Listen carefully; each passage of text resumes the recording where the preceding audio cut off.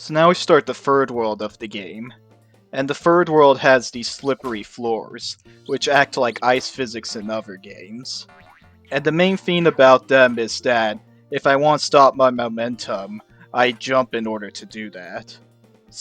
And this mainly comes into play during the third boss of the game, Chef de Papat, where I move under him and then jump in order to stop my momentum and then turn in the other direction. Because turning in the other direction without jumping is slower.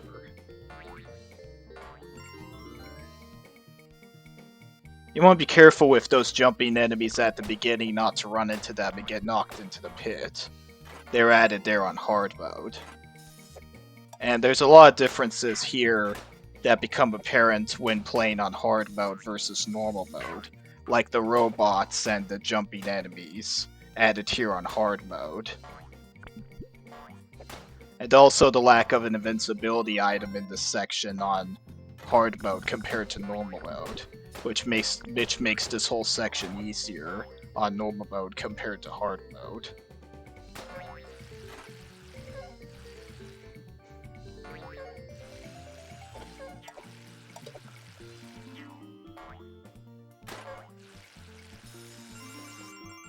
Now throughout the game you can collect clocks, and clocks will give you extra time in order to complete the level. And also the more time you have remaining at the end, the higher score you get when you complete the level.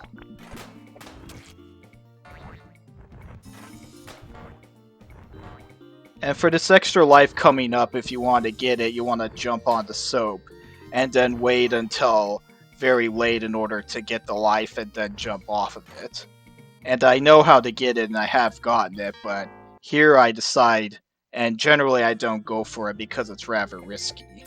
And especially here because I'm playing on the hardest difficulty, I decide to skip it because it's just not something that I feel is worth the risk versus what I'd end up getting out of it, since there's plenty of opportunities for me to get extra lives other ways. And there are no checkpoints in any of the levels, so if I die I end up going back to the beginning of the level. Which normally isn't a big deal, but is still somewhat annoying, and this mainly comes into play I feel like in the final world, where the levels get rather lengthy.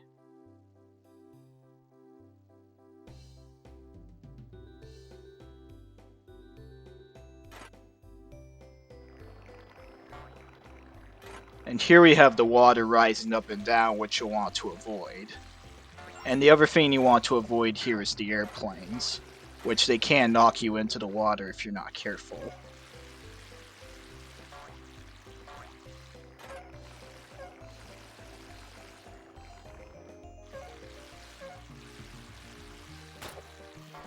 Now for this section here, sometimes I try and jump on this sardines can over there, but that's actually just part of the background, so that might be an easy trap for you to fall into as well, so you'll just want to be aware of what's background and what's not, as far as what objects you can jump on and what objects you can't jump on. Because this sardines can you can jump on, but this next one coming up you can't. Generally you just want to take your time, and as long as you take your time, this is a relatively short and not that difficult section, I feel like.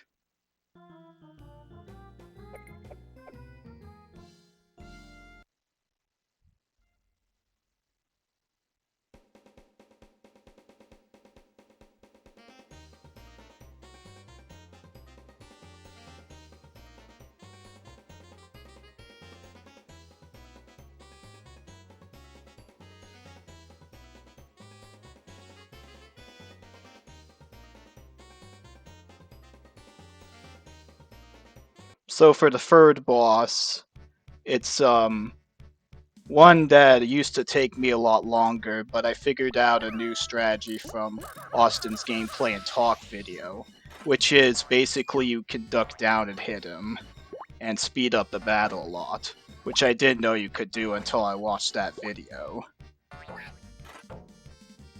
So really the battle becomes a lot easier once I know that. Otherwise it's just straightforward, you want to attack him and make sure not to get too greedy and try and get too many attacks on him. on the second run that I did casually, that I did record, because I didn't need to record it because I already had this run, I got caught up by trying to get too many attacks on him, and I would keep getting hit by the pot as it rolled back to me. So you want to try and play it safe generally.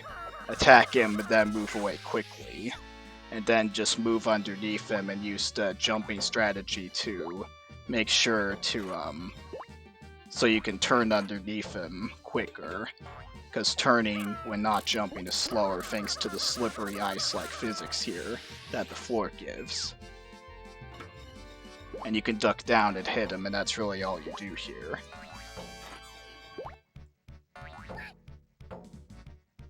Apparently, if Wikipedia is to be believed, the bosses here on the overseas versions take more hits than they do on the Japanese version. And also the amount of coins you need in order to play the bonus game after a world. The amount of Imperial Crowns, that is. The amount of Imperial Crowns that you need to play the bonus game at the end of a world was increased from the Japanese version to the overseas version. Which, for me, doesn't really matter since I don't play the bonus game. I just always skip it.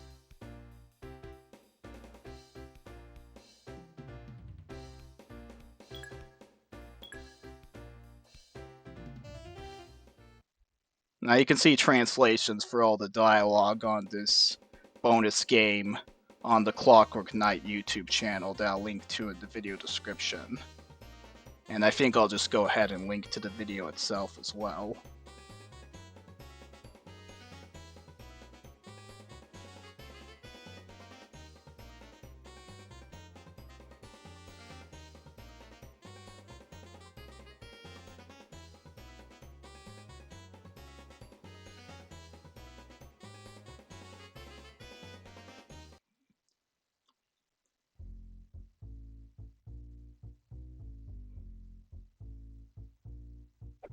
First I go ahead and get an extra life, and extra lives in this game respawn when you lose a life.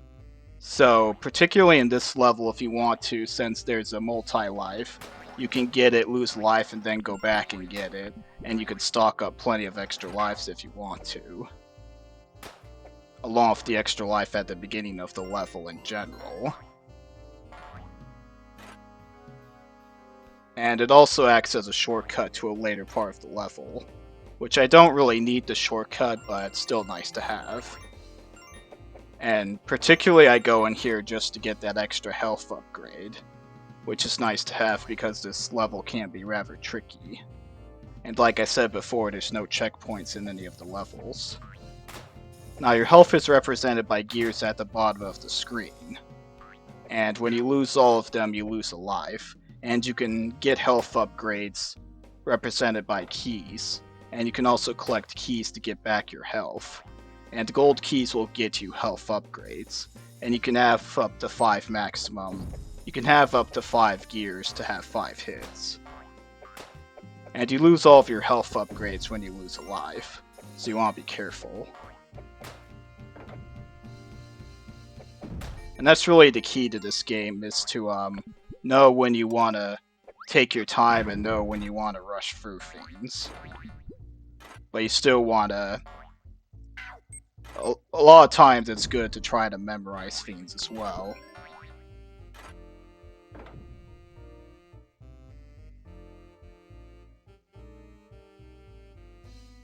Now this level is the one with the things that can crush you and make you lose life instantly even if you have invincibility. So really try not to get crushed.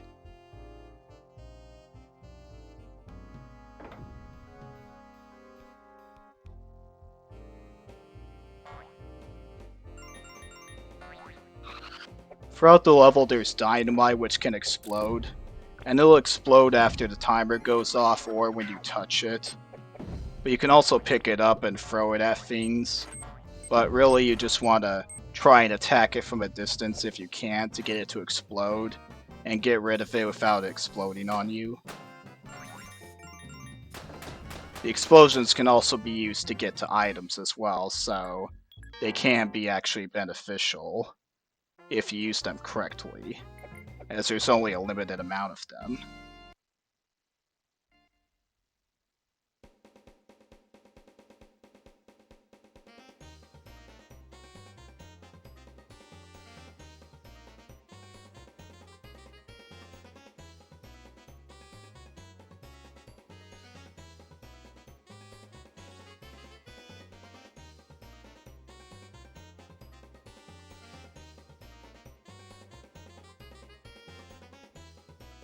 Now this next level I lose a few lives at, and it's really just at the last section where I have trouble. And this is really the one level where I feel like the lack of checkpoints really comes into play, because it takes a fair bit of time to get to the end of the level, and then you lose, and then you have to go all the way back to from the beginning to the end of the level, and it can take a while. Now this level is a maze, and the idea is you have to take the second box out of the free here in order to make it to the end. Otherwise you just have to loop around and try again in order to get back to the part where you end up making progress through the level.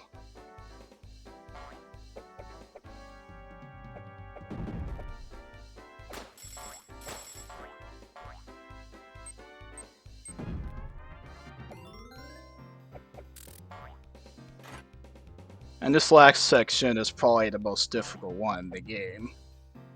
First I take this football, and really the idea is you want to hold down the grab button before you go and get the football so that you don't knock the football into the pit. I take out this enemy up here, which is a good idea. Though you don't technically have to, it's just good to do that, because the spoons can really mess with your timing as far as jumping across the pits, and they can easily knock you into the pits if you aren't careful, as well as the airplanes. So you just want to take your time and make sure you land the jumps and know when to rush through fiends and when to take your time. And the one thing about these bears is that they take multiple hits on hard mode to beat. These particular colored bears. And on normal mode, they're just regular bears that take one hit, but on hard mode, they're these different colored bears which take multiple hits, so they're not easy to take out.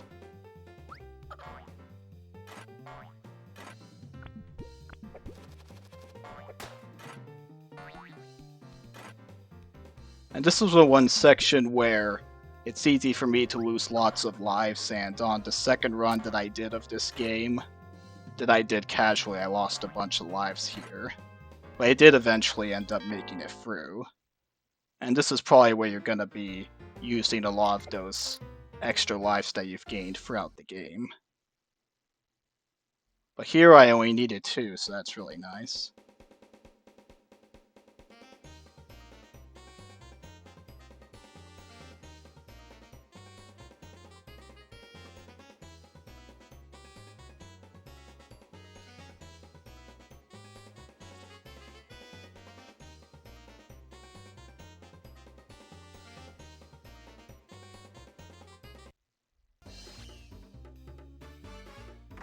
Here we are at the 4th boss, Iron Con X, which I lost a life against, which normally I don't lose a life against. But sometimes these fiends happen, so it's still not a big deal. And I didn't lose many lives on the previous section, which was nice, so that kind of made up for it. So the idea for this boss is that you attack him at first until he breaks the floor. Then you want to pick up the head and throw it at him, while avoiding his attacks at the same time.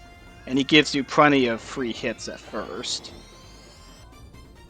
And then eventually he'll just go to an attack where he'll launch the core towards you, and you can either attack him with the head or with the key. And then after that, that's basically it. It's a relatively straightforward boss again. None of the bosses in this game I feel like are super difficult. Though there aren't exactly any ones that are super easy either, except for the first one. I feel like. So first it feels like it's the end of the game, but then they end up throwing the final boss at you. Now the final boss isn't named in the game itself, but just in the sound test. And I've heard him being referred to either as Crazy TV or Dancing TV, according to the name of the music tracks on Clockwork Knight 1 and Clockwork Knight 2, because he appears in both. And that's according to the YouTube music videos. And they apparently probably get their names from the sound tests of both games. And this guy I'll just go ahead and refer to as Crazy TV.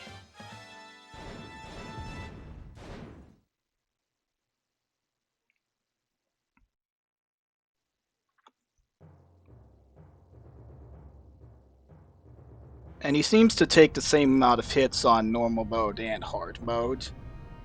And also the other thing is that you don't fight this guy on training mode.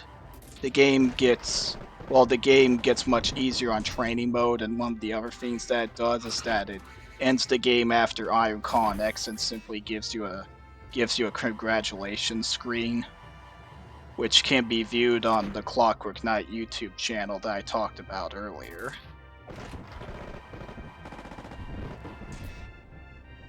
And the idea is you want to get him to have the core hit the pencils, and you just want to wait for the right timing to move the pencils underneath him. And then you just attack the claws and avoid them. And really it's just a matter, I think, of memorizing the patterns and avoiding his attacks. He does move faster on hard mode, but the actual hits remain the same. Although I still think he's not that much more challenging. And it's not a particularly lengthy battle either.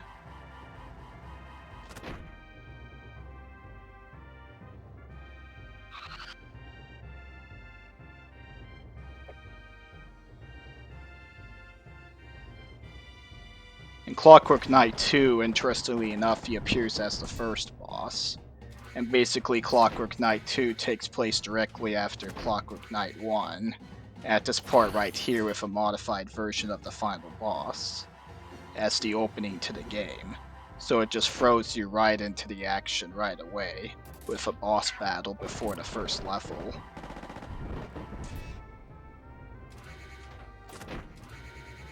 So pretty soon we're coming up onto the final hit, and then after that will be the ending for the game. And then after that will be the credits with this song, which I'm just gonna go ahead and not comment over the credits because I find the song to not be that pleasant, and I don't feel like I want to listen to it, so I'm just gonna comment over the ending briefly, and that'll be it.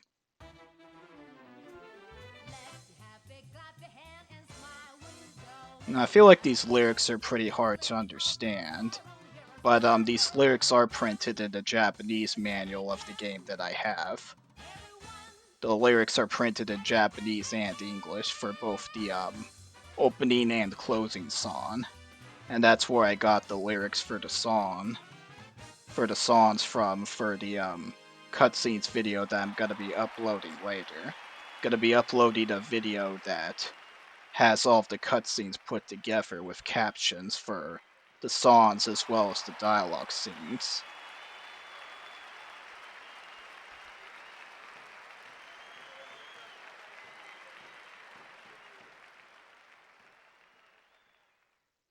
So with that, that'll be the end of the game and the end of this video. This is Isaac, and I will see you later.